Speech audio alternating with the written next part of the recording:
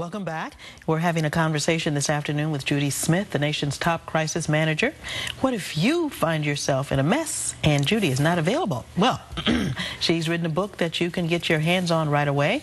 It's called Good Self, Bad Self, Transforming Your Worst Qualities into Your Biggest Assets. Yes. Why did you write this book?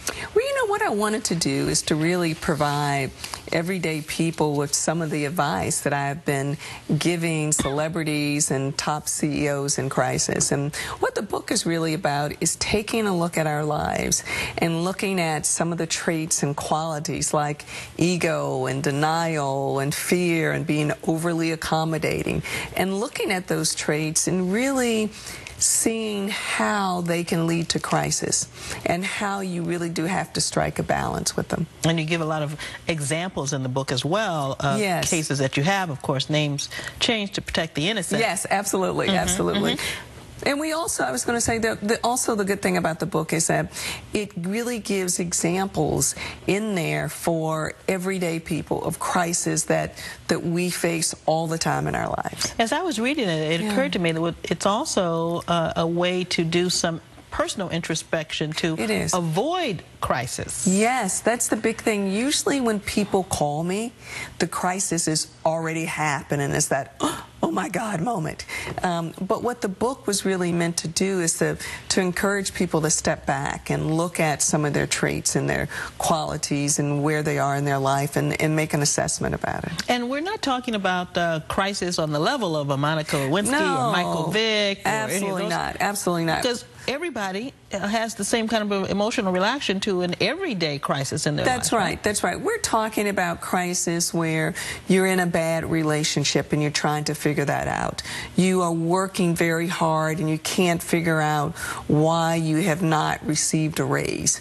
Or you are in a situation where someone might be making advances at work and you are not responding to those, and how do you deal with those? Or your kid got kicked out of school and how embarrassing is that, and how to deal with that. So it's our lives. It's our everyday crisis and problems that we face. In the book, you have some tips towards the end of some things to do to handle a scandal. Yes, that's right.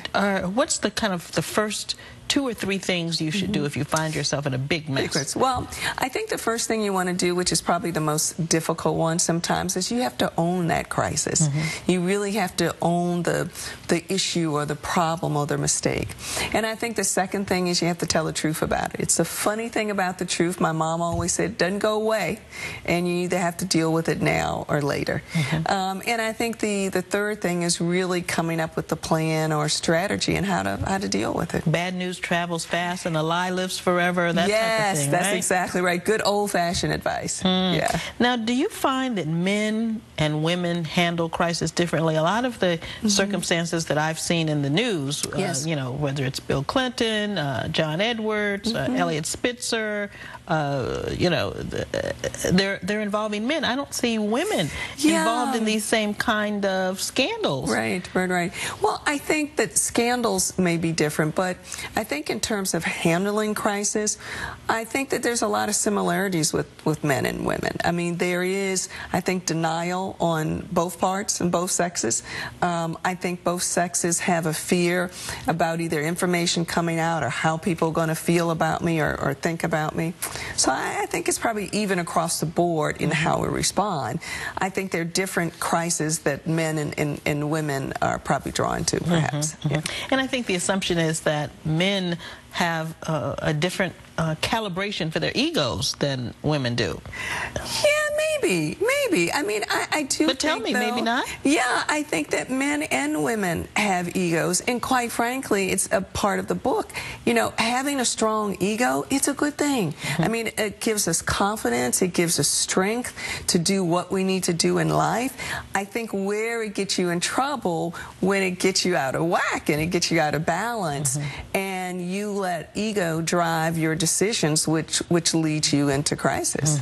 And you know, one of the things I did want to touch on before we left, we've talked a lot about your domestic clients in the U.S., but you do a lot around the globe, too. We do. We do a lot of traveling, a lot of international work. I've had the wonderful privilege of working with presidents of foreign nations and CEOs across the globe, so it's been fun. Now, when you walk in to talk to a president of country XYZ, and they're already in trouble, I mean, they're the most powerful person in their milieu. Yes.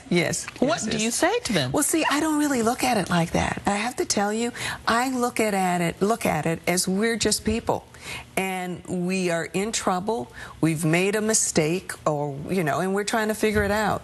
So I don't let the level of the person's position or their power intimidate me, because we're just all trying to struggle through it. Trying to get through it. That's right. And we've referred to you as the nation's top crisis manager. There aren't too many women doing what you do. There's not. I mean, the field is really dominated by men. And it's just really, I think, probably a handful of crisis managers that I think are good at what they do. And I wonder if being a woman assists you in delivering that message in some way. Well, it's interesting. I ask clients about that sometimes. I think there are times when people might feel more comfortable with a woman, depending on what the crisis is.